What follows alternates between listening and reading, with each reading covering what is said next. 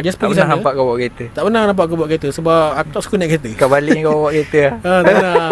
Nanti yang kat depan tu nanti jadi apa. Okay. So benda ni just pergi sana. Lesen ada. Dia akan minta apa semua, just prosedur IC dengan lesen lama. Okay. Tunjuk legit. Okay. Cakap saya nak buka L memandu selama dia akan tanyalah berapa lama awak nak buka. Okay. Dia tanya benda tu je. Oh, basic benda macam tu lah. Dan tunggu setengah jam dekat dalam JPJ tu. Lepas tu dah dapat physical lesen. Kertas dengan laminate macam tu je. Warna biru.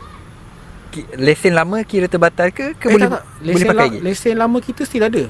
The L is for B full only. Oh, okay. So itu adalah kau punya legit, kau punya pass. Kira kau ada 2 lesen lah. Yes.